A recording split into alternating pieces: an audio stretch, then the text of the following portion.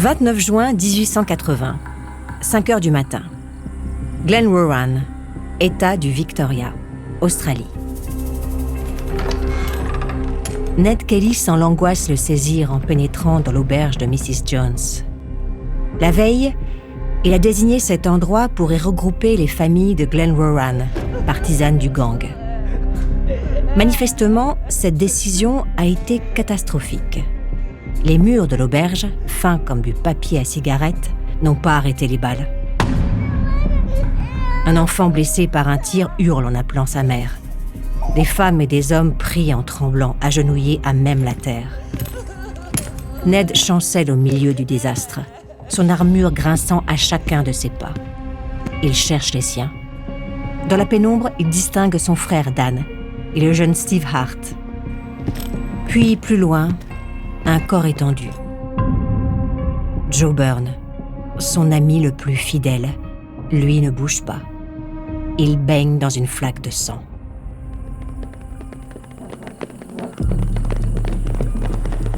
Près de 50 policiers sont tapis dans les bosquets autour de l'auberge. Leur chef, le commissaire Francis Hare, s'est réfugié au bureau de poste dès les premiers coups de feu, quelques heures plus tôt. Soudain, 2 hommes sortent de l'auberge en tirant dans leur direction. Les policiers répliquent aussitôt. Puis, une silhouette géante émerge de la brume. Certains reculent face à l'apparition. L'un d'eux murmure dans sa barbe « Un bunny hip ». Dans les récits aborigènes, le bunny hip est un esprit vengeur qui se terre dans les marécages. Mais ici, la créature marche bien sur la terre ferme. Elle est plus haute qu'un homme et semble ne pas avoir de tête, uniquement un long cou, massif. La panique n'est pas loin de gagner les policiers, qui tirent frénétiquement, encore et encore.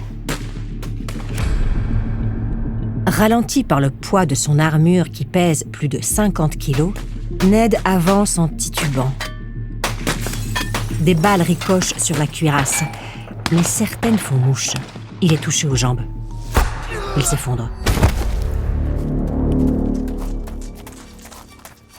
On lui arrache son casque. Le vent froid de l'aube lui gifle le visage. Autour de lui, les flics s'agglutinent. Ned ferme les yeux. Il pense à sa mère, toujours en prison, et à cette république à laquelle il aspire tant, où les pauvres auraient le droit à un avenir. Mais la douleur efface vite ses rêves. Avec sa capture s'achève sa légende, celle du bushranger, homme de la brousse, le plus populaire d'Australie.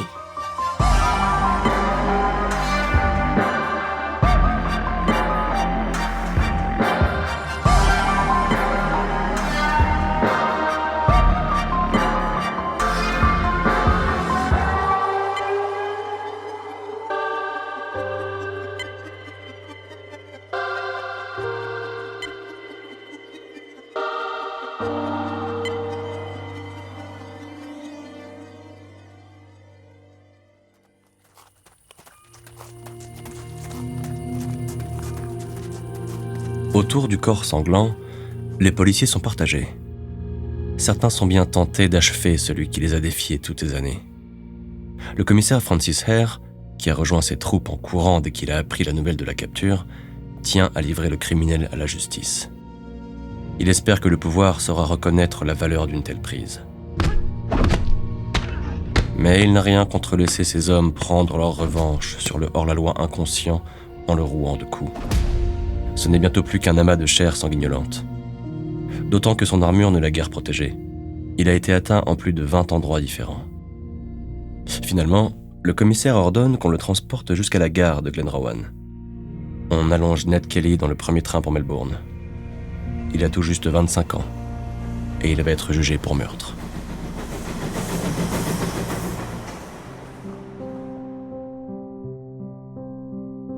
Ned, de son vrai nom Edward, est donc né un quart de siècle auparavant, en 1854, au nord de Melbourne. Ses parents sont des immigrés irlandais qui ont fui la famine et l'oppression britannique. Comme tant d'autres, ils ont participé à la ruée vers l'or, découvert dans le Victoria, un État australien situé au sud-est de l'île. Mais c'est la misère qu'ils ont trouvée. Alors, dans un Victoria qui se modernise à toute allure, les Kelly ont dû vivre en marge. Le père et les oncles volent des chevaux et enchaînent les séjours en prison. Le petit Ned, lui, fait vite preuve d'une énergie et d'un courage peu communs. En 1865, il a 11 ans, quand il se jette dans la rivière Hughes pour sauver un enfant de la noyade. Les parents du petit garçon le remercient en lui offrant une écharpe en soie verte frangée d'or. Ce sera le premier, le dernier et le seul cadeau de toute sa vie. Un an après ce sauvetage héroïque, le père Kelly meurt d'alcoolisme. La mère, Helen, parvient alors à acquérir un terrain à 11 Mile Creek, entre les villes de Glenrowan et Benalla. L'emplacement, à la croisée de plusieurs routes, lui paraît idéal. Helen va y installer un bar clandestin, de quoi nourrir plus ou moins bien ses 7 enfants. Les policiers ne sont pas dupes, mais ferment les yeux sur le débit de boissons. Ils surveillent cependant le clan Kelly. Il faut dire qu'en grandissant, Ned Kelly fait parler de lui. Il vole des chevaux et du bétail, et alors qu'il n'a que 14 ans, les rumeurs vont bon train.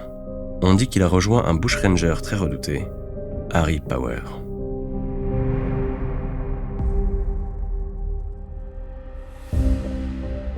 La vérité est plus sordide. La vie de malfrat n'attire pas Ned. Mais sa mère l'a vendu à Power pour 15 livres. Alors il suit le vieil Irlandais boiteux et colérique.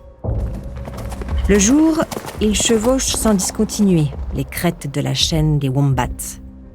Il braque les voyageurs rencontrés au hasard des chemins sans jamais tirer un seul coup de feu. La peur suffit. La nuit, il dorme dans des grottes ou sous des miamias. Ces abris précaires faits d'écorce, de branches et de feuilles. Ils survivent surtout grâce au soutien que Power s'est trouvé. Des familles pauvres et isolées qui partagent sa haine de l'autorité. Elles leur fournissent un morceau de pain, un renseignement ou une planque.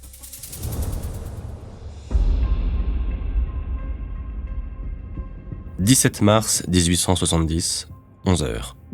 Poste de police de Benalla. Le sergent James Whelan écoute avec attention la plainte du juge McBean, un riche propriétaire des environs. La veille, il a été délesté sur son propre terrain de sa montre en or et de sa jument. En écoutant la description que McBean donne de ses agresseurs, Whelan pousse un long soupir. Un Irlandais, qui s'est présenté comme Harry Power, et un jeune homme mince, d'à peine 20 ans, coiffé d'un chapeau sombre. Le sergent n'a pas besoin d'en entendre davantage. Ce garçon, il en est certain, ne peut être que Ned Kelly. Les semaines suivantes, des patrouilles sillonnent le sud de l'État du Victoria. Et pour augmenter les chances de capturer les bandits, le préfet a offert une récompense de 500 livres, l'équivalent de 10 années de salaire pour un ouvrier, pour quiconque livrerait la cachette de Harry Power.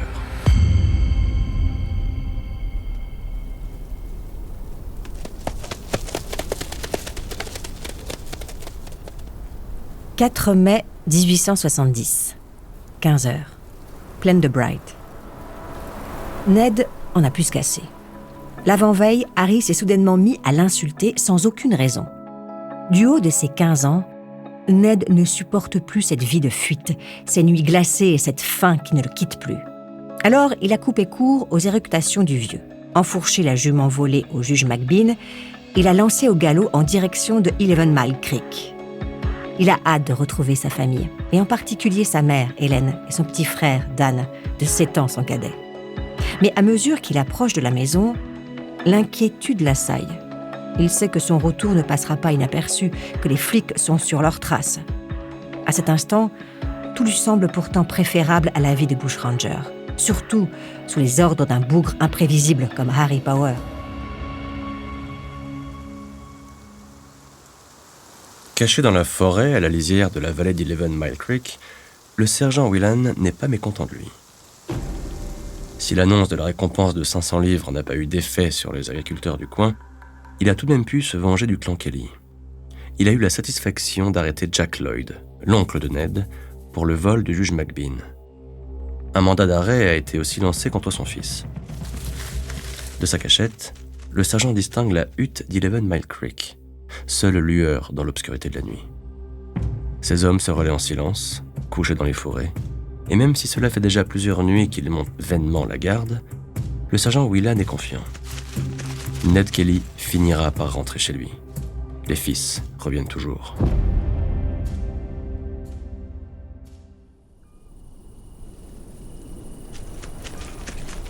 « 4 mai 1870, minuit. 11 Mile Creek. En apercevant 11 Mile Creek, Ned se sent heureux pour la première fois depuis longtemps. Il peut prendre dans ses bras sa mère et ses frères, ses sœurs, avant de s'effondrer crasseux et épuisé par ces 3 jours de voyage. Hélène ne fait pas de commentaires, en empochant les 5 livres, l'unique gain de ses braquages avec Harry Power. Elle lui tend la bride d'un cheval mis de côté pour lui, lui annonçant qu'elle s'occupera de cacher la jument du juge McBean. Mais Ned n'a pas l'intention de s'enfuir. Il est las de toute cette histoire et se sent prêt à faire face à la justice. Alors, dans la petite cabane, la famille Kelly attend en silence que le jour se lève.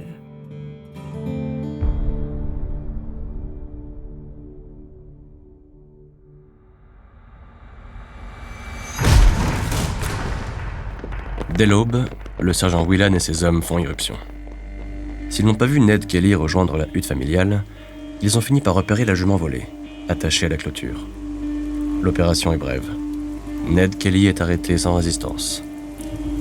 En le voyant de près, les vêtements en lambeaux, le visage creusé par la fatigue, le sergent se sent envahi par la répulsion et le dégoût.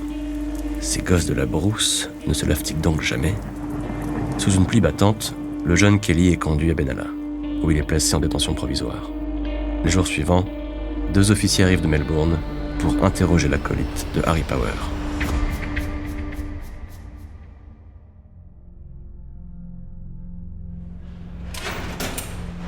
« 10 mai 1870, 9h. Salle d'interrogatoire de la police de Benalla. En levant les yeux vers les 2 flics, Ned ne peut s'empêcher de penser qu'ils sont mal assortis. Le commissaire Hare est grand et large d'épaules, tandis que le commissaire Nicholson est petit et épais. Hare prend la parole le premier avec un accent anglais prononcé. Il tonne des menaces, parle de chaînes pour toute la famille, femmes et enfants compris. Mais l'adolescent ne bronche pas, se contentant d'exprimer sa colère dans le regard sombre qu'il pose sur le flic. Alors Nicholson prend le relais. Lui s'exprime d'une voix calme. Ned se sent bientôt en confiance. Nicholson lui propose un marché, sa libération, ainsi que celle de son oncle et l'abandon des charges envers son cousin, contre un dernier renseignement.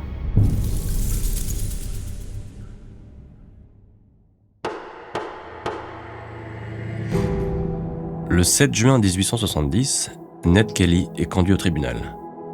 Comme promis, il a livré au commissaire Nicholson les grandes lignes de son parcours avec Harry Power, les itinéraires empruntés, les crêtes sillonnées à dos de cheval et les grottes dans lesquelles ils ont dormi. En retour, le commissaire a plaidé la cause du jeune homme ombrageux et fier pour lequel il s'est pris d'un certain intérêt, si bien que Ned Kelly est libéré.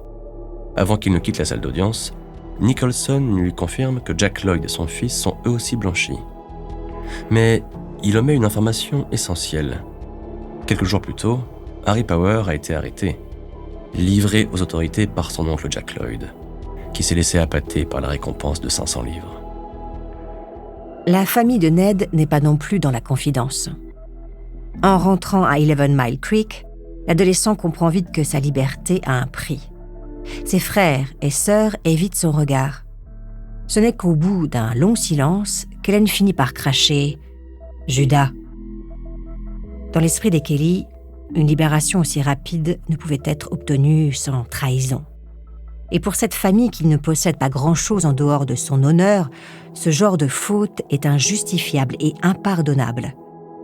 Quelques mois plus tard, lorsque Ned apprend qu'Harry Power a été condamné à 15 ans de travaux forcés, le jeune homme est assailli de sentiments contraires.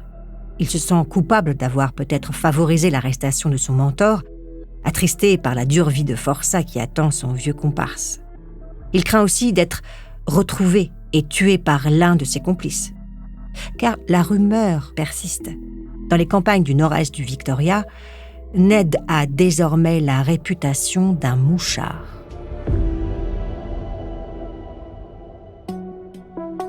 Fin octobre 1870, la police du Victoria entend à nouveau parler du fils Kelly. L'adolescent est cette fois mêlé à une querelle de voisinage. Le 10 novembre, le tribunal le reconnaît coupable de l'agression de sa voisine et d'avoir utilisé son cheval sans autorisation. La sentence tombe.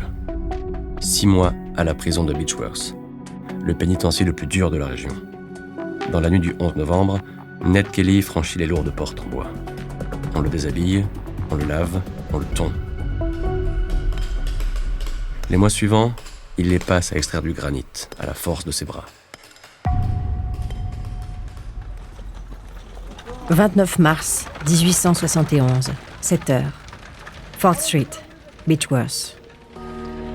Le soleil accueille Ned à la sortie du pénitencier. Il parcourt à pied les 20 kilomètres qui le séparent d'Eleven Mile Creek. Si rien ne semble y avoir changé, lui n'est plus le même qu'avant. Il a 17 ans, mais en paraît 10 de plus. Quelques jours plus tard, Isaiah Wright, un dresseur de chevaux de Mansfield, rend visite à la famille Kelly. C'est un gaillard connu dans la région pour ses poings aussi rapides que ses montures. White chevauche une jument alezane splendide, au front blanc, marqué d'un M dans un cercle près de la queue. Il passe la nuit chez les Kelly, mais au matin, la jument a disparu. Ned lui prête un cheval pour le dépanner. En retour, Wright déclare lui faire cadeau de la jument alezane si jamais il la retrouve.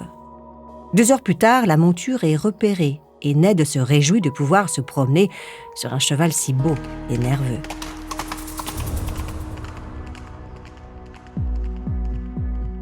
« 20 avril 1871, 14h.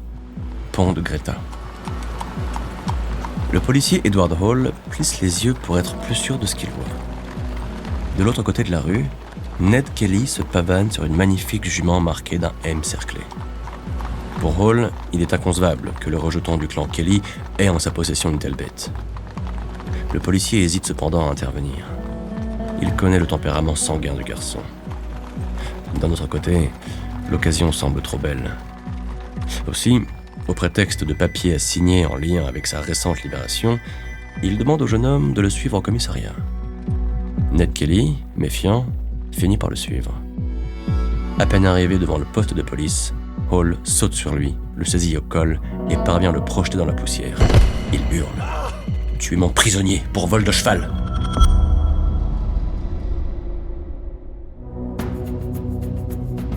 En entendant la jument effrayée s'échapper, Ned se relève aussitôt et commence à s'élancer à sa poursuite.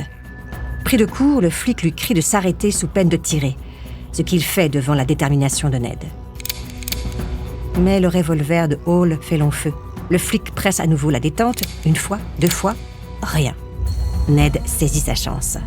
Il se jette sur le policier et le plaque au sol. Mais ne voulant pas faire trop de mal à son adversaire, ce qui l'enverrait inévitablement en tôle, il se contente de le traîner par les bottes sur une 20aine de mètres, puis de propulser le corps volumineux du flic contre une clôture qui s'effondre sous son poids.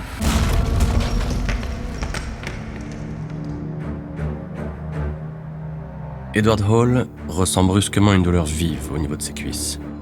Ned Kelly est en train de lui enfoncer ses éperons dans la chair.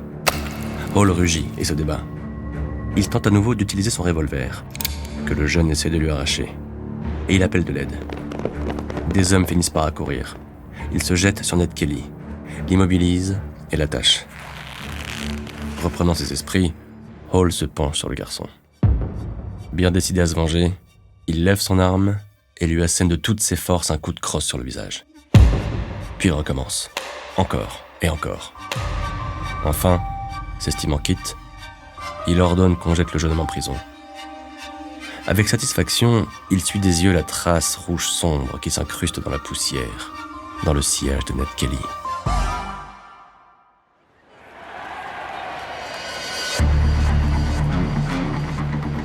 « 8 août 1875, 11h. Hôtel impérial de High Street, Beechworth. Sur le terrain vague derrière l'établissement, une foule compacte encercle Ned et Wright. Après avoir purgé sa peine, Ned a provoqué en combat singulier celui à qui il doit d'avoir passé 3 ans en prison. Depuis 2 heures, ils s'affrontent à main nue dans la boue. Wild est bien plus costaud que Ned, mais le fils Kelly est un bloc de nerfs, animé d'une rage tenace. Derrière lui, il perçoit la voix de sa mère au milieu des hurlements des spectateurs excités. Elle lui crie de frapper, de ne pas flancher. Alors il serre les dents. Il parvient à toucher Wild à la tête. Le gaillard vacille, puis se redresse, mais déjà le poing de Ned revient et le frappe à l'œil. Wild s'écroule. Il ne se relève pas et concède sa défaite affalé dans la boue.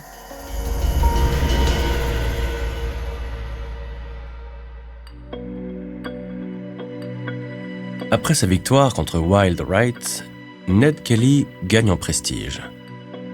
Oubliez les rumeurs de trahison. Du haut de ses 21 ans, l'aîné du clan Kelly impose désormais le respect. Il travaille dur dans une scierie et semble mener une vie d'honnête homme. Mais les policiers gardent un œil sur sa famille. Son frère Dan, maintenant âgé de 15 ans, traîne avec une bande de jeunes, turbulents et moqueurs, dont les farces ciblent surtout les riches propriétaires. L'un d'eux, James Whitty, ne cesse d'alerter les autorités, signalant des provocations et des vols.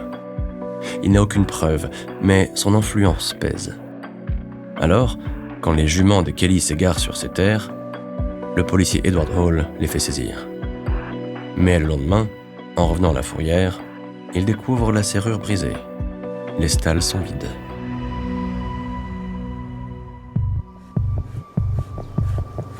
« 13 mars 1877, midi. Scierie Burks Hall, Greta. Ned écoute son frère Dan, le visage de plus en plus fermé. L'adolescent a débarqué à son travail dans un sale état. Un peu plus tôt, alors qu'il passait devant le poste de police, le policier Edward Hall l'a arrêté et l'a accusé d'avoir volé les juments placés en fourrière. Pour le faire parler, le flic lui a brûlé le bras et l'a menacé de mort. Ned soigne son frère cadet en silence. Puis il s'assoit sur une bille de bois et s'enfouit la tête dans ses mains. C'est lui, en réalité, qui a fait le coup cette nuit, considérant que reprendre ce qui lui appartient n'est pas un crime. Il est choqué et très en colère du traitement infligé à son petit frère. C'est décidé, il ne courbera plus l'échine. Le soir même, il quittera la scierie. À partir de maintenant, la guerre aux flics et aux propriétaires est déclarée.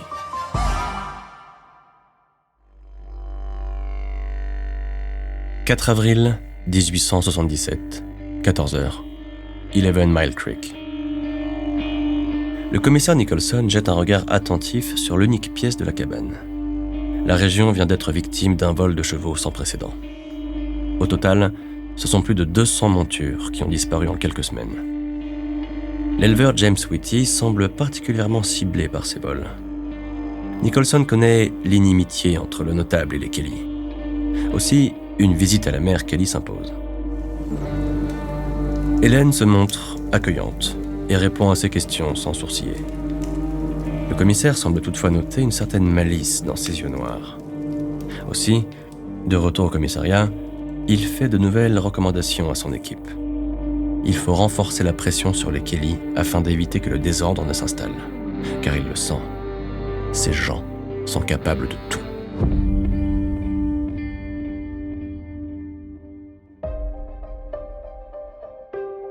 Après la torture administrée à son frère Dan, Ned s'est associé à George King, un Américain qui fréquente sa mère depuis quelques mois. Le Yankee est un expert dans l'art de faire disparaître les chevaux en toute discrétion. Ned lui expose franchement son plan, dépouiller James Whitty de ses plus belles montures pour lui donner une bonne leçon. Tous les deux, ils mettent au point un système de trafic ingénieux qui leur permet de faire passer des troupeaux de l'État du Victoria vers celui de la Nouvelle-Galles du Sud, et vice-versa. Leur technique est si bien rodée qu'ils ne s'inquiètent pas d'être arrêtés et continuent de vivre au grand jour. Pendant des mois, le duo multiplie les coups, jusqu'à une prise conséquente. Le 20 août 1877, il détourne 11 chevaux en train de paître dans la King Valley, tous appartenant à James Whitty.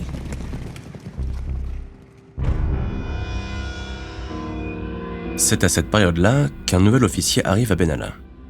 Alexander Fitzpatrick est un beau jeune homme qui aime la fête et les filles, au point de cumuler plusieurs petites amies et une fiancée. Très vite, il s'est gagné l'amitié de Ned, qui a le même âge que lui. Une fréquentation que ses collègues, James Whelan et Edward Hall, ne peuvent que désapprouver. Mais l'amitié du policier Fitzpatrick avec Ned n'est pas si désintéressée. D'un côté, il apprécie sincèrement le fils Kelly, que le courage et la loyauté à toute épreuve rendent attachant. D'un autre côté, Fitzpatrick a bien intégré les directives du commissaire Nicholson. Il fait le pari qu'en étant proche de Ned, il aura davantage l'opportunité de trouver une faille et de l'atteindre dans sa popularité, toujours aussi forte dans la région. Alors, il commence à concevoir un plan.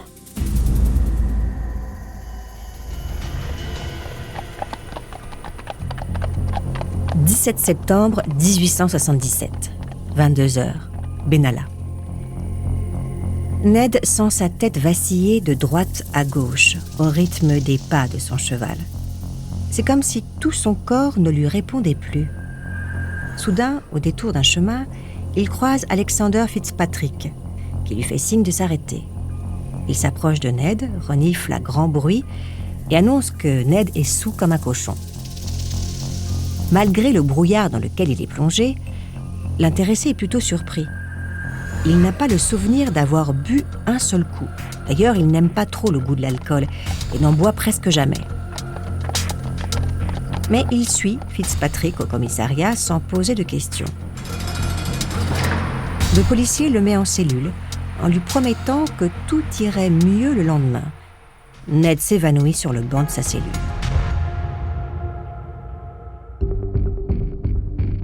« 18 septembre 1877, 8h, poste de police de Benalla. Le lendemain, Ned Kelly s'est réveillé en se plaignant d'un fort mal de crâne. Il ne cesse de grogner et de lancer d'un regard noir, ce qui incite le sergent Whelan à appeler en renfort Fitzpatrick, Hall et un autre agent, le policier Thomas Lonigan, pour escorter le prévenu jusqu'au tribunal de police à une centaine de mètres de là. À la stupéfaction de Ned Kelly, Fitzpatrick suggère qu'on lui passe les menottes. Aussi, parvenu dans la rue, le prisonnier tente de leur échapper.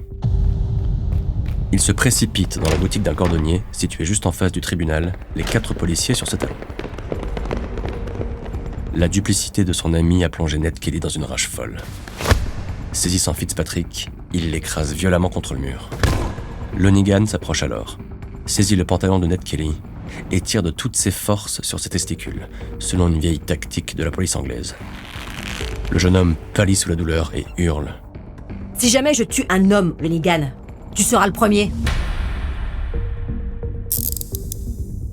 Quelques minutes plus tard, c'est sans protester que Ned accepte que le juge lui passe les menottes.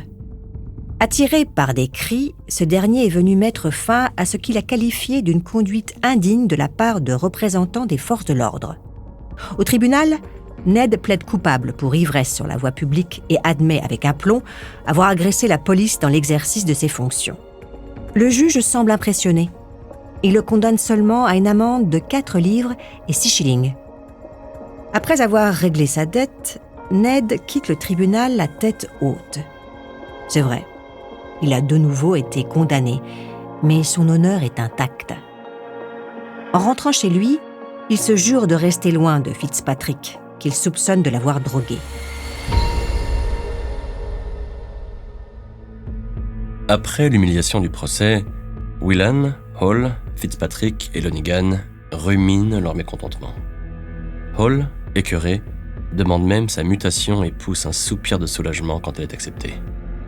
Ses collègues, eux, n'ont pas longtemps à attendre avant d'avoir une nouvelle chance d'affronter Ned Kelly. Quelques jours plus tard, des collègues lancent un mandat d'arrêt pour le vol des 11 chevaux de James Whitty. Après 8 mois d'enquête, les enquêteurs ont la conviction que la fratrie Kelly y est pour quelque chose. Un avis de recherche est lancé envers Ned et Dan Kelly.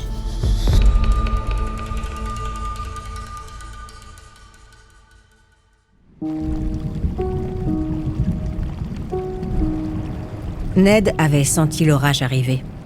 Dès sa sortie du tribunal de Benalla, il avait rassemblé des vivres et conduit son frère à travers les chaînes désertes des Wombats.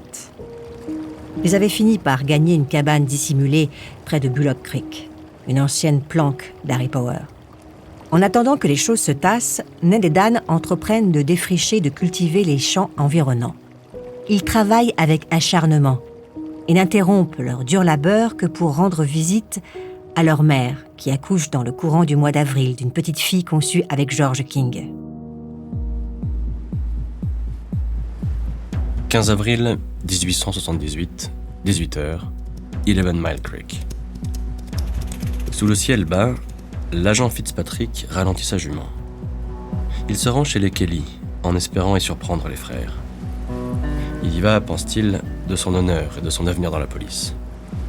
Il songe aussi peut-être à la jeune et jolie Kate Kelly, âgée de 14 ans. En entrant dans la cabane, il y note avec soulagement l'absence de George King et avec satisfaction la présence de Dan Kelly, qui évite son regard.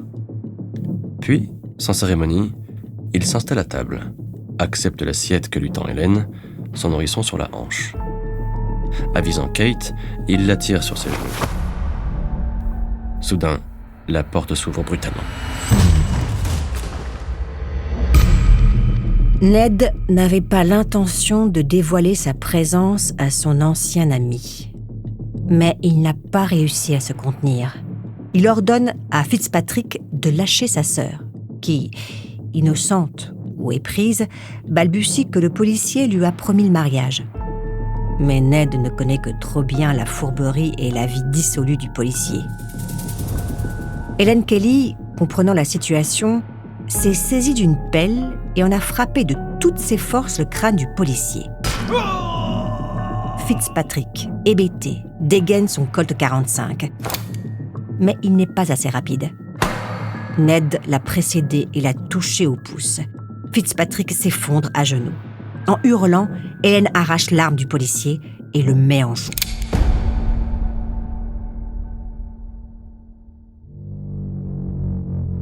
Quelques heures plus tard, le sergent Whelan bougonne lorsqu'on le tire du lit. Fitzpatrick demande à lui parler, de toute urgence.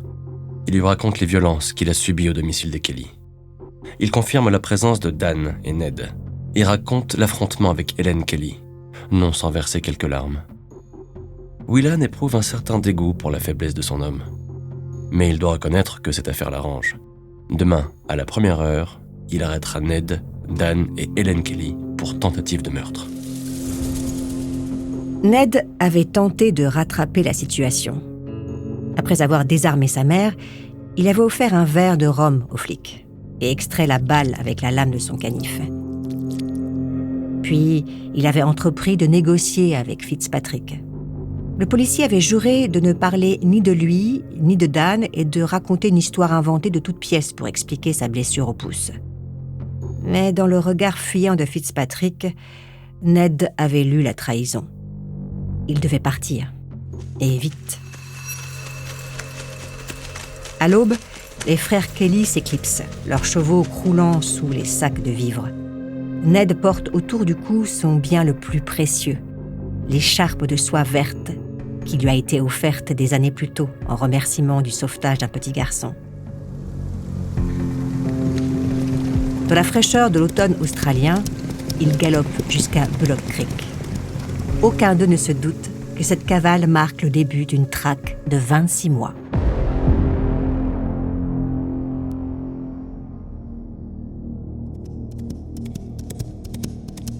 Le lendemain, Whelan et Fitzpatrick découvrent la fuite des frères. La rage au ventre, ils arrêtent Helen Kelly et la jettent en prison à Beechworth, avec son nourrisson. George King, quant à lui, reste introuvable. Whelan n'arrive à obtenir aucune indication à son sujet. Mais ce sont avant tout les Kelly qui l'intéressent. Le 12 octobre 1876, Helen doit se défendre devant le juge Redmond Barry, nouvellement affecté à la région. Pas vraiment réputé pour être accommodant, il est connu pour avoir appelé à l'application de la peine de mort de tous les mineurs impliqués dans une grande rébellion, survenue à Ballard 20 ans plus tôt. Les années n'ont pas adouci le juge. Helen Kelly est condamnée à 3 ans de travaux forcés. On la sépare de son enfant. Sir Redmond Barry entend envoyer un message fort aux vauriens du bush. Le laxisme n'est plus de mise. Désormais, c'est une loi de fer qui va s'appliquer dans le Victoria.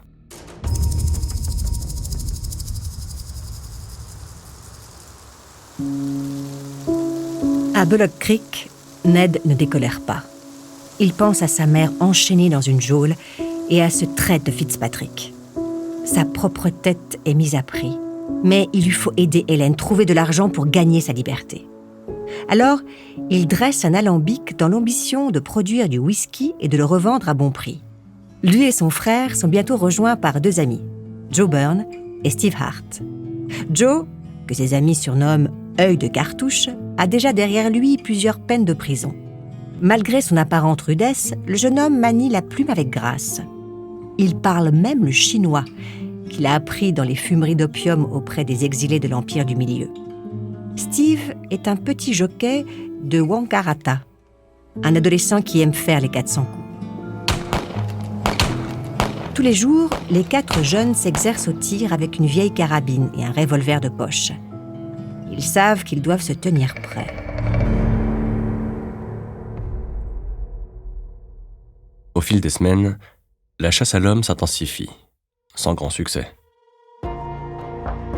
Il faut dire que les chaînes des Wombats sont vastes, et les fermiers du coin silencieux. La popularité de Ned Kelly est à son apogée auprès des plus pauvres d'entre eux. Mais en octobre 1878, les commissaires Hare et Nicholson pensent avoir enfin une piste solide. Ils envoient une équipe de 4 hommes dans les Wombats. Parmi eux, l'agent Lonigan, qui s'est porté volontaire pour aider à la capture de Ned Kelly. Sans uniforme, pour éviter d'être repérés trop facilement, ils sont lourdement armés. Ils ont même pu se faire prêter une carabine Spencer, une merveille d'arme de guerre. Le 25 octobre, les 4 policiers sont confiants et de bonne humeur, en savourant leur viande de kangourou grillée autour du feu de camp, non loin de Bullock Creek.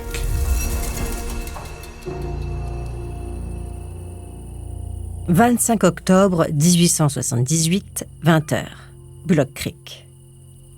Pendant ce temps, le gang Kelly digne dans un silence tendu autour d'une conserve de sardines ouverte à même le sol. La journée a été mauvaise. Ned et Joe sont partis en reconnaissance, alertés par les rumeurs qui courent sur l'arrivée imminente des flics. Ils ont effectivement très vite découvert à quelques kilomètres de leur planque les traces fraîches de 4 chevaux. C'est sûr maintenant, ils ont été repérés. À la tombée du jour, Ned et Joe ont fini par localiser la clairière de Stringy Park Creek, à 2 kilomètres de là, où la patrouille semble s'être établie. Demain, ils prendront les armes et les attaqueront.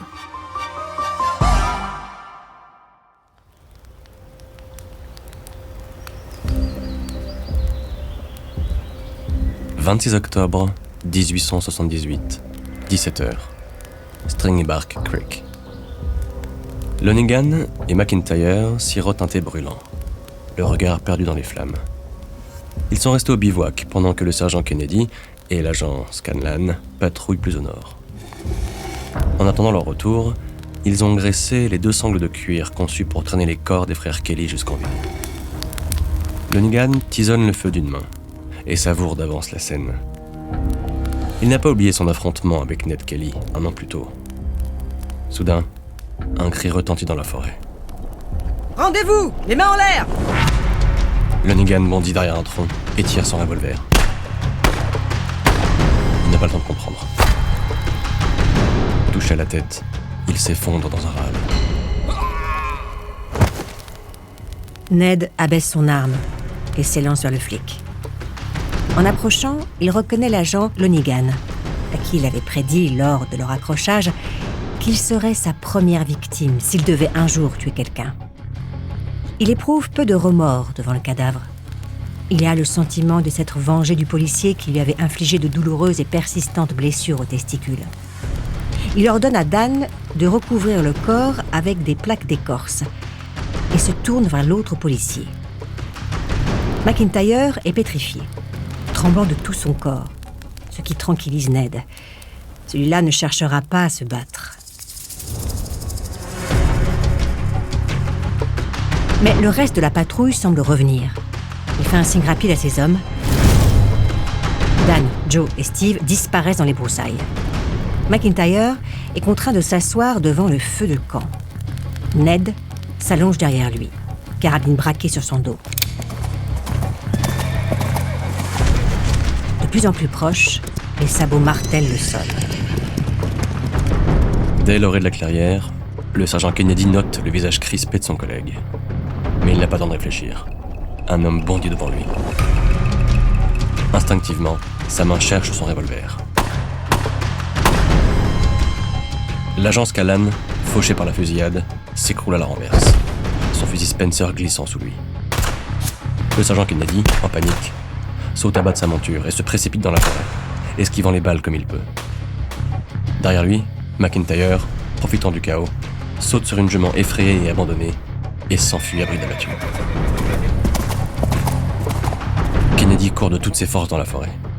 Il entend les pas d'une poursuite, jette un regard furtif et reconnaît Ned Kelly. Le sergent réalise qu'il ne peut pas fuir. Il s'arrête et lève une main dans un geste de reddition. La balle le frappe sous l'aisselle. Stupéfait, il tombe lourdement au sol. Ned Kelly l'a abattu.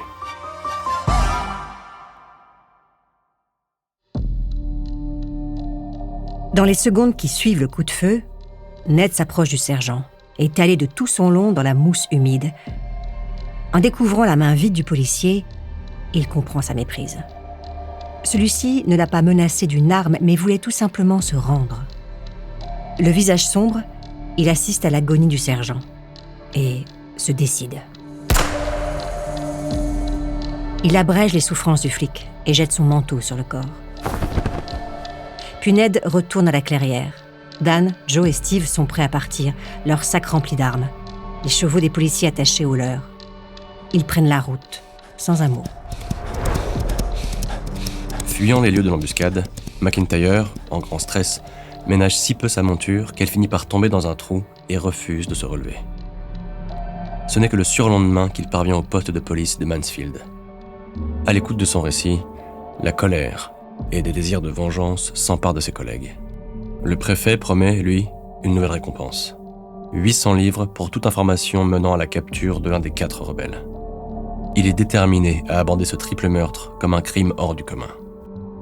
Le commissaire Nicholson est désigné pour mener la traque à la place du sergent Whelan.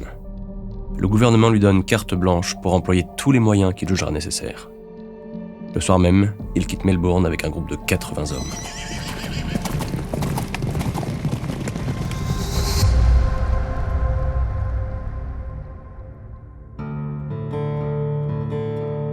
Pendant ce temps, les Bushrangers mettent cap vers la Nouvelle-Galles du Sud. Ned a l'intention de revendiquer à lui seul le meurtre des 3 policiers. Mais il sait que Dan, Joe et Steve seront malgré tout poursuivis. Ils n'ont pas d'autre choix que de continuer leur cavale.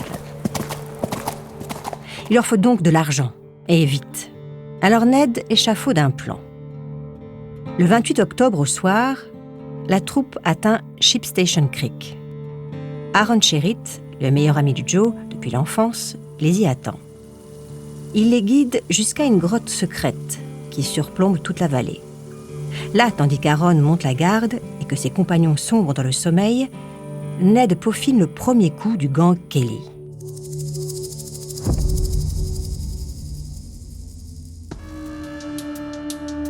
En novembre 1878, les récents événements commencent à inquiéter les politiques. Le 14 novembre, le député Donald Cameron pose une question au Parlement sur l'origine de ce qu'il appelle l'épidémie Kelly et la gestion déplorable de cette affaire. Le lendemain, le gouverneur du Victoria déclare officiellement Ned et Dan Kelly, Joe Byrne et Steve Hart hors la loi. Toute personne leur prêtant assistance risque 15 ans d'emprisonnement. De son côté, le commissaire Nicholson peut renforcer ses effectifs. 200 hommes sont mobilisés, ainsi que des pisteurs aborigènes. 10 décembre 1878, 15h45, National Bank de Roa. Ned frappe à la porte du grand bâtiment en briques. La main gauche sur son étui, un chèque de 4 livres dans l'autre main. Un employé lui ouvre et lui annonce que la banque est fermée. Ned s'engouffre malgré tout à l'intérieur, réclamant le directeur, Dan sur ses talons. 10 minutes plus tard, les deux frères ressortent dans la rue, les poches pleines de plus de 2000 livres.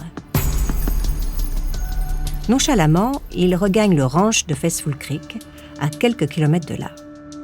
Le matin, Joe et Steve y avaient enfermé une douzaine d'hommes susceptibles de s'opposer à leur plan. Après le hold-up, la bande dîne avec les captifs, les traitant presque comme des amis. Il leur offre même un spectacle équestre, enchaînant figures et voltiges sous les applaudissements. Quand le soir tombe, ils ordonnent à leurs prisonniers de patienter 3 heures avant de donner l'alarme. Puis, ils disparaissent à toute allure dans la nuit.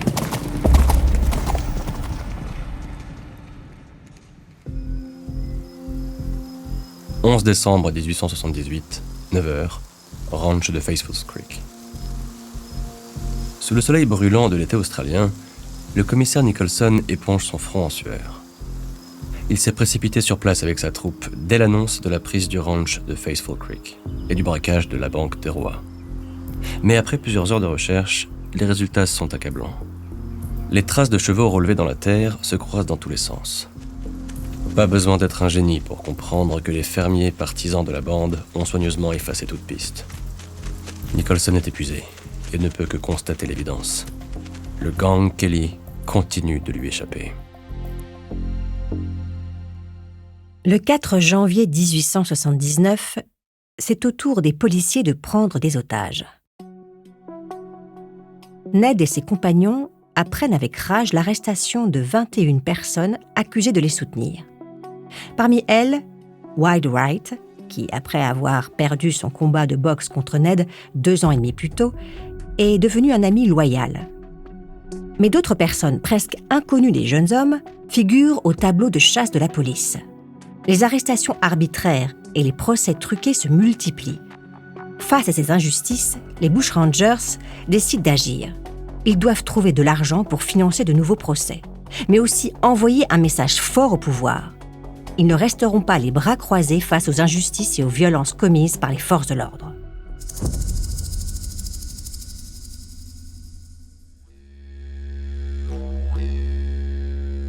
Début 1879, le gouvernement du Victoria augmente les primes sur les têtes du gang Kelly, offrant jusqu'à 1000 livres pour la capture de chaque membre. De nouvelles gardes militaires sont mises en place devant toutes les banques du nord-est du district. De son côté, le commissaire Nicholson, découragé, se retire officiellement du dossier. C'est le commissaire Francis Hare qui prend le relais. Il a en tête une nouvelle stratégie. Il veut faire d'Aaron Sherritt, l'ami proche de Joe Byrne, un agent infiltré. Contre toute attente, le jeune homme accepte sans hésiter la proposition de Hare. Mais il pose une condition. La vie de Joe devra être épargnée. Dans le même temps, les 4 insurgés préparent leur prochain coup. Ned veut aussi en profiter pour donner sa version de l'histoire, celle que personne ne lit dans les journaux. Aidé par Joe, qui est bien sûr plus à l'aise que lui avec les mots, il entreprend de l'écrire le plus précisément possible. Son objectif est de faire imprimer ce texte et de l'envoyer à des figures politiques, comme Donald Cameron, dont il sait qu'il a pris la parole à son sujet. Les 58 pages du manuscrit n'exposent pas seulement sa vérité sur l'affaire Fitzpatrick et sur les meurtres de Stringy Park Creek. Elles dénoncent aussi les injustices que subissent les Irlandais depuis leur déportation en Australie. Elles accusent directement le système colonial, et jusqu'à la reine d'Angleterre elle-même. Le plan des Bushrangers se décline en 2 temps. D'abord, braquer la banque de Gerald Derry pour remplir les caisses, puis convaincre M. Gill, le rédacteur en chef de la Gazette locale, d'éditer le manifeste. Ned Kelly est bien décidé à faire entendre sa voix au monde entier. 8 février 1879, minuit et demi.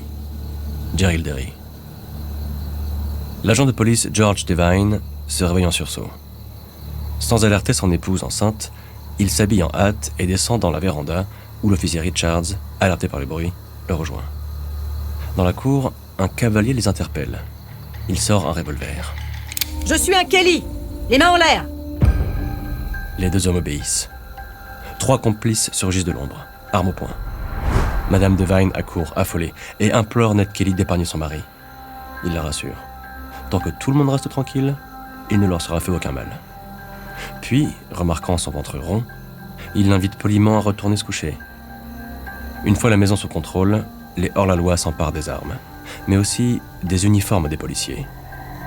Ils vont en avoir besoin pour la suite de leur plan. Au petit matin, Ned et ses compagnons proposent aux 2 flics de partager le petit déjeuner. Puis, ils passent la journée à s'occuper des chevaux et à nettoyer leurs armes. Le lendemain, à 10h, déguisés en policiers, les 4 hommes entrent en action. Dan et Steve prennent des otages, tandis que Ned et Joe, escortés par l'agent Richards, se dirigent vers la South Wales Bank.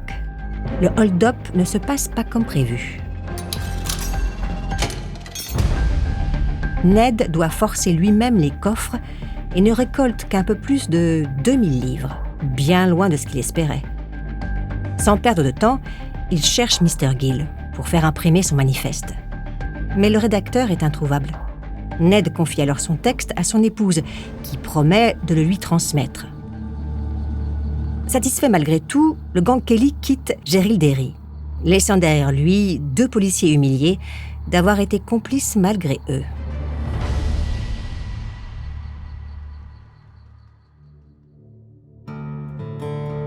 Après le coup de Gerald Derry, la popularité des hors-la-loi atteint des sommets.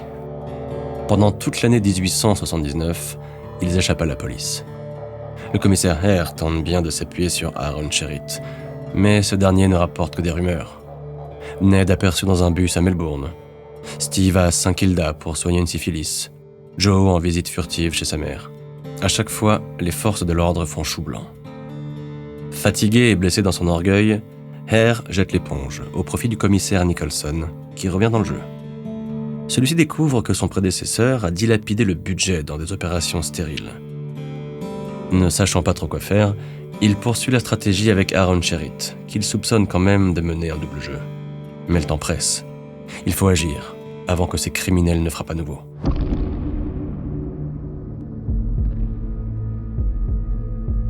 En juin, les proches des Bushrangers sont placés sur liste noire et privés d'accès aux terres.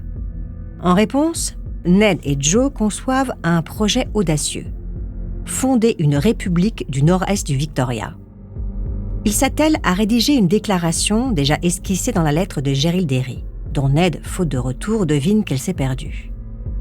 Des réunions secrètes s'organisent avec un cercle restreint de sympathisants. Aaron Sherritt, la taupe policière, est l'un d'entre eux, malgré la méfiance de Ned. Il trouve l'ami de Joe étrange, et ses compliments répétés l'agacent. Surtout, il soupçonne le jeune homme d'essayer d'amener Joe à se rendre. Lors d'une de ces réunions, Ned propose de fabriquer des armures à l'épreuve des balles à partir de versoirs de charrues. Au-delà de l'aspect pratique, la symbolique le séduit.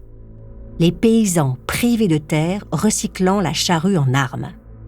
Leurs proches se mobilisent et bientôt, ils réunissent de quoi forger 4 armures. La fabrication en est confiée à un artisan étranger, réputé pour sa discrétion. 9 juin 1880, 10h. Poste de police de Greta. Le commissaire Nicholson grimace en s'asseyant, le dos raide après une nouvelle nuit passée dehors. Depuis des semaines, Aaron Sherritt le balade. Des marches éreintantes dans la montagne le jour, des planques près de la maison des parents de Joe la nuit, à guetter un gang qui ne vient jamais.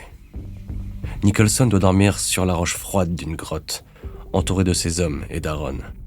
Désormais, il en est sûr. Le jeune homme se moque de lui. Alors, il change de tactique et décide de l'utiliser comme appât. Il sait notamment que Madame Byrne, la mère de Joe, ne peut pas voir Aaron en peinture. Nicholson s'applique donc à faire circuler des rumeurs soigneusement choisies en espérant qu'elles sèment la zizanie dans la bande. Dans la seconde moitié de juin, le projet de République du Nord-Est est mis entre parenthèses. Des bruits commencent à circuler. Aaron Sherritt serait un traître. La mère de Joe, en particulier, ne décolère pas contre lui. Un jour, Joe revient d'une expédition au camp de mineurs chinois, les pupilles dilatées, le corps tremblant de fureur.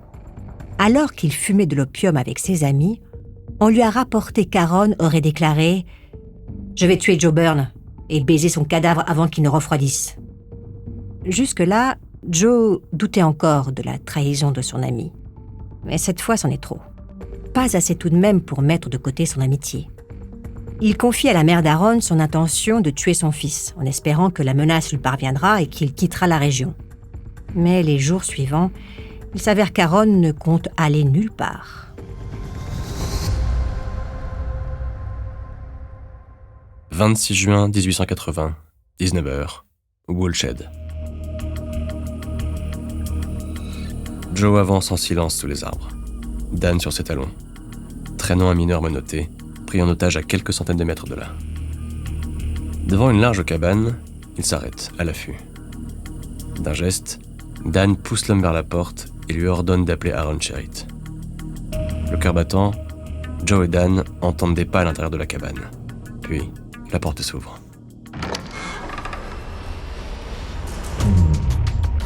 Joe se précipite à l'intérieur et ne laisse aucune chance à son ancien ami. Joe atteint Aaron une première fois à la gorge. Puis, il lui assène le coup de grâce. Aaron s'écroule. Des silhouettes remuent sous le lit. Dan s'approche, son revolver à la main, et distingue 4 policiers, tapis dans l'ombre, effrayés. Joe les ignore complètement. Il reste debout, les yeux fixés sur le cadavre d'Aaron, dont la chemise claire s'imbibe rapidement de sang. Le traître a payé. Le gang Kelly va maintenant pouvoir mettre la suite de son plan à exécution. «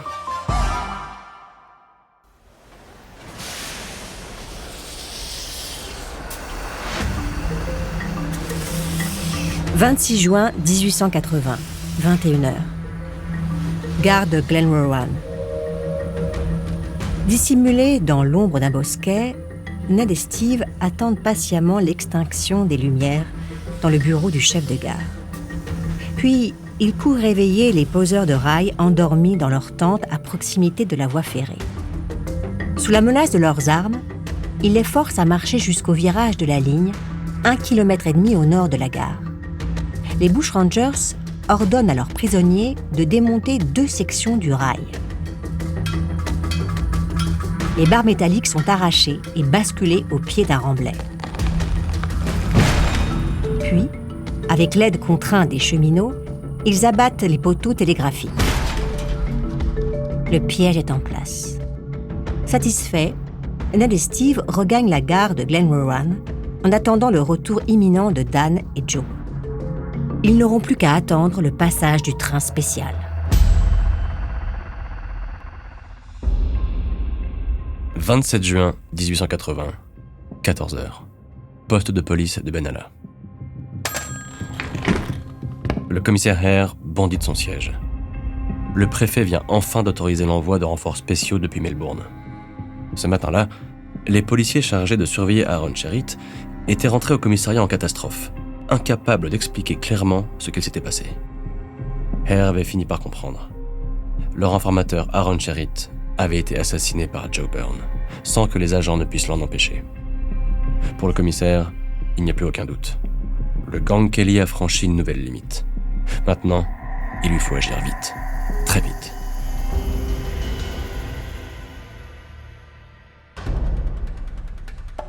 Les heures suivantes sont très intenses pour Ned et ses compagnons. Une fois Joe et Dan revenus à Glenrowan, les 4 rebelles ont rassemblé près de 30 habitants à l'auberge de Mrs. Jones, située tout près de la gare.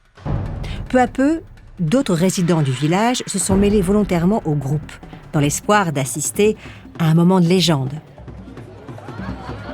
Au fil des heures, l'ambiance est devenue festive. On a sorti un accordéon, et les rires, les chants et les danses ont rempli la salle. Le lendemain, Ned fait des otages parmi les notables de Glenrowan. Parmi eux, Thomas Curnow, le maître d'école reconnaissable à son pied beau. De retour à l'auberge de Mrs. Jones, Ned remarque les regards furteurs que l'instituteur pose sur lui à plusieurs reprises. Mais le bushranger estime que l'infirme ne peut être qu'inoffensif.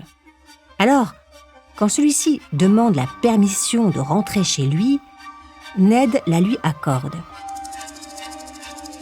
Il ignore encore qu'en le laissant partir, il commet la pire erreur de sa carrière de hors-la-loi.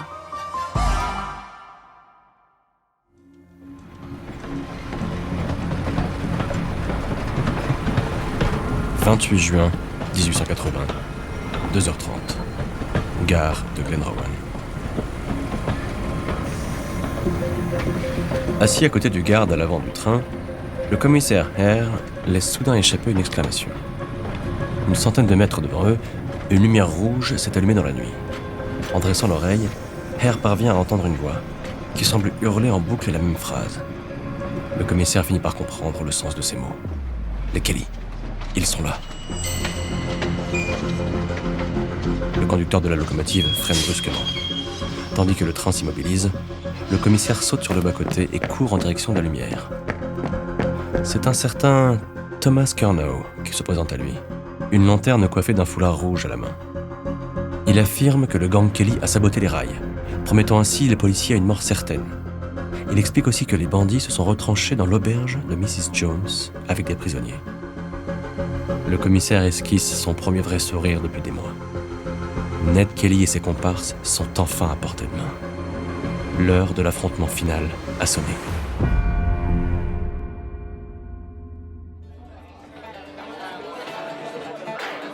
Pendant ce temps, la fête continue à l'auberge.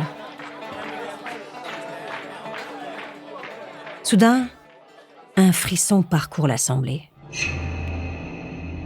Tous ont nettement entendu le crissement des freins de la locomotive. En un éclair de seconde, Ned comprend ce qui s'est passé. Il court dans une chambre. Dan, Joe et Steve sur ses talons. Il commence par aider ses camarades à revêtir leurs lourdes armures, composées de casques cylindriques, de cuirasses à tablier reliées à des plaques arrière par des lanières en cuir. Puis, il enroule autour de son cou son bien le plus précieux, une écharpe en soie verte frangée d'or, avant d'entrer à son tour dans son armure. Enfin, Ned sort dans l'air frais de la nuit et enfourche sa monture avec une difficulté considérable, sa carabine à l'épaule.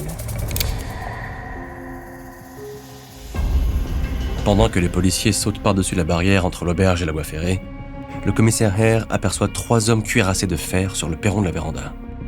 Son fusil à la main, il s'approche et s'arrête à une trentaine de mètres de distance. Soudain, un 4e homme surgit, une carabine dans les bras.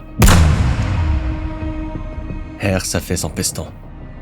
Ce n'est pas possible, il ne peut pas avoir été touché dès le premier tir. Pendant que son équipe fait feu sur l'auberge, le commissaire se traîne péniblement hors de la ligne de front. Par chance, sa blessure ne semble pas grave. Il se réfugie au bureau de poste de Glenrowan, tandis que ses hommes font pleuvoir un déluge de balles qui, traversant les murs de l'auberge, feront plusieurs blessés, tueront un petit garçon et atteindront mortellement Joe Byrne.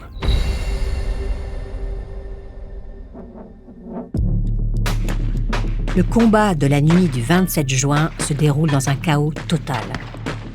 Ned disparaît d'abord dans le bush pour rameuter des soutiens. Puis, il reprend la direction de l'auberge et galope à toute allure pour rejoindre ses compagnons.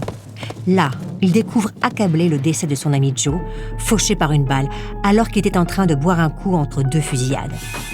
Mais il n'a pas le temps de s'attarder. La police ne cesse de tirer. Il lui faut répliquer pour protéger les habitants captifs de l'auberge.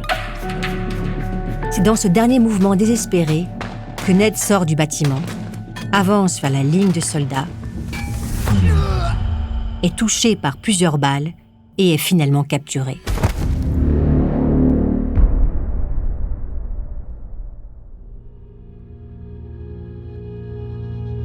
Après l'arrestation de Ned Kelly, le commissaire Hare revient sur le champ de bataille. Il ordonne aux prisonniers dans l'auberge de sortir les mains en l'air.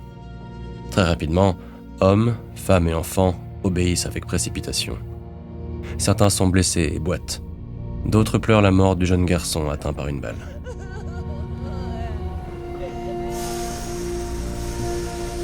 Dans la matinée, un autre train arrive à Glenrowan. À son bord, Kate Kelly, la jeune sœur de Ned et Dan, et le prêtre catholique Matthew Gibney. Tous deux se rendent au chevet de Ned avant qu'il ne soit emmené à Melbourne, dans un état comateux. Sur le coup de 15 heures, un soldat répand de la paille imbibée de kérosène tout autour de l'auberge de Mrs. Jones. Bientôt, les flammes dévorent le bâtiment. Mais soudain, la panique se répand parmi les spectateurs. Dan Kelly et Steve Hart sont toujours à l'intérieur. Le père Gibney prend son courage à deux mains, se précipite dans l'établissement en flammes en criant qu'il vient en paix. Mais personne ne lui répond. Dans un coin de la grande salle à manger, il finit par trouver les corps sans vie des deux hors-la-loi.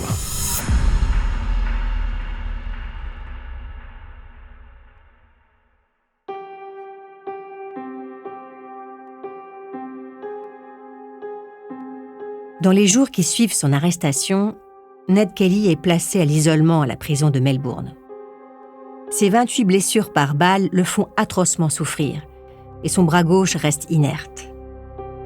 Il est physiquement et moralement brisé. La nouvelle de la mort de son frère Dan et de Steve achève de le désespérer. Après plusieurs mois de détention, il comparaît devant la Cour suprême le 28 octobre 1880. Le juge n'est autre que Redmond Barry, celui-là même qui, 2 ans plus tôt, avait condamné sa mère aux travaux forcés. Sous sa perruque grise de magistrat, Sir Barry fixe Ned d'un regard glacial. Officiellement, le jeune homme est jugé pour le meurtre du policier Lonigan, à Stringy Bark Creek. Mais très vite, le procès déborde. Le procureur y mêle l'affaire Fitzpatrick, les braquages, le meurtre d'Aaron Sherritt, la fusillade de Glen Rowan. 16 témoins défilent à la barre. L'avocat de Ned peine à recentrer le débat sur le seul chef d'accusation retenu. Pour le bushranger, c'est clair. Il est jugé comme ennemi numéro 1 de la société.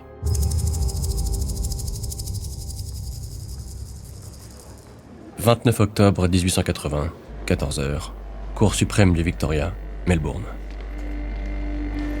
Après 2 jours d'audience et seulement 25 minutes de délibération, le jury rend un verdict de culpabilité pour le meurtre de l'officier Lonigan. Redmond Barry prononce la sentence. Ned Kelly est condamné à mort par pendaison. Lors de l'échange final avec l'accusé, Barry conclut par la formule traditionnelle « Que Dieu ait pitié de votre âme ». D'une voix calme, qui tranche avec le tragique de sa condamnation, Ned rebondit sur cette évocation de l'enfer chrétien et lance « J'irai un peu plus loin. Je vous y verrai quand j'y serai. » Le juge fait un signe impatient au gardien qui se précipite pour emmener Ned Kelly.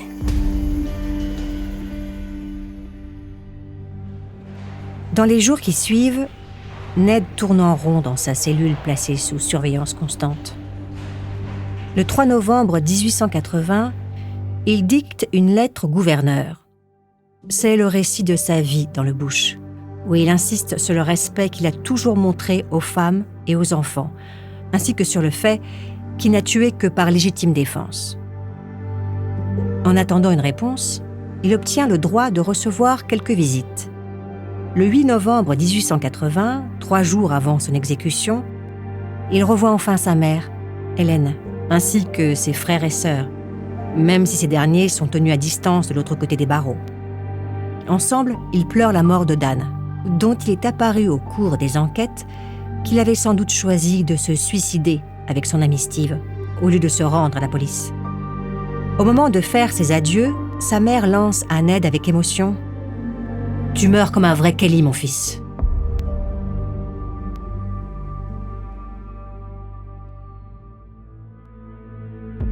Au même moment, le commissaire Hare soupire de soulagement. À 15h, le conseil exécutif s'est réuni en urgence. Une pétition lancée par le clan Kelly pour demander la grâce du prisonnier a réuni plus de 60 000 signatures. Depuis l'annonce de la condamnation de Ned Kelly, l'agitation s'est répandue dans les bas quartiers de Melbourne.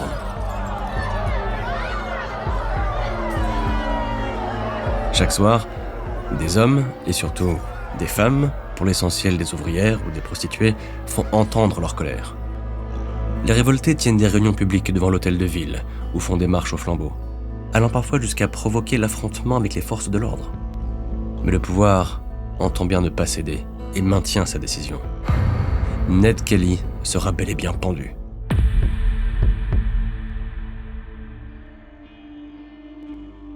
« 11 novembre 1880, 10h. Maison de correction de Melbourne. Ned s'avance dans la cour, indifférent au temps splendide de cette matinée de printemps australien. Il vient de recevoir les derniers sacrements du prêtre qu'il a baptisé 25 ans plus tôt. Son bourreau lui immobilise les bras avec une sangle en cuir. Et Ned ne peut s'empêcher de faire la grimace tant son bras gauche le fait souffrir. On lui enfile une cagoule blanche. Le condamné suit le prêtre portant la croix jusqu'au gibet. Là, il laisse tomber, fataliste et ironique, ses derniers mots.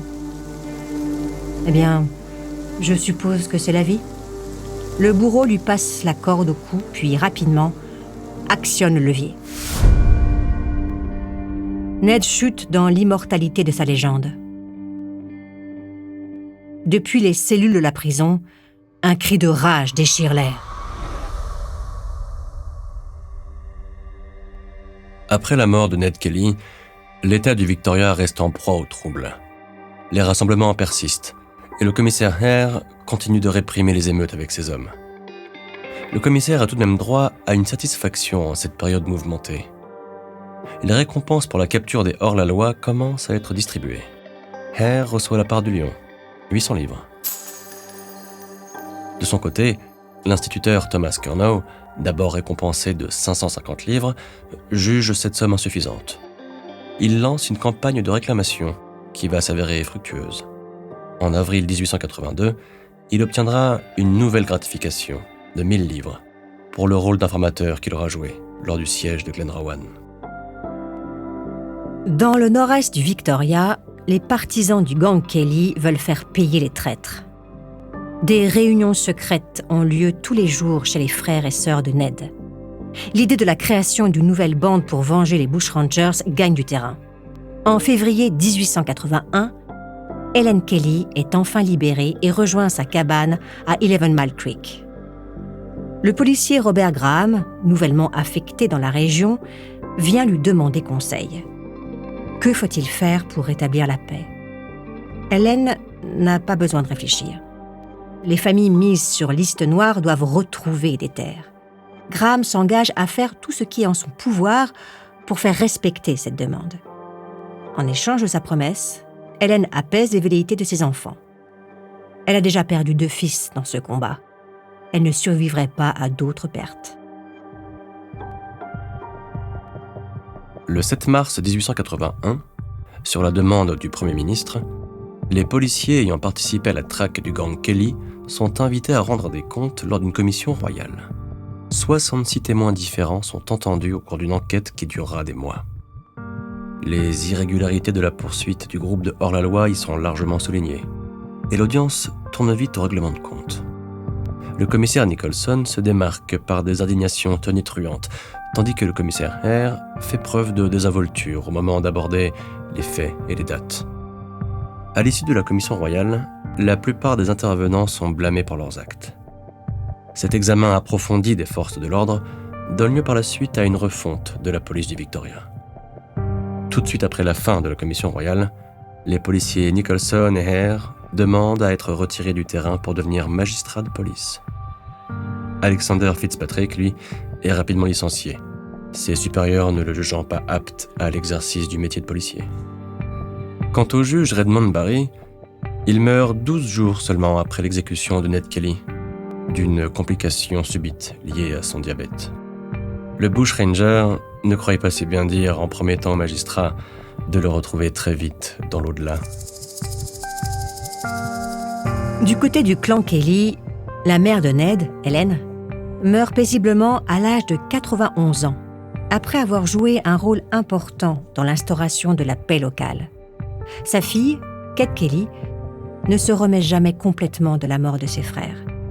Elle disparaît à l'âge de 35 ans dans des circonstances floues qui évoquent un suicide.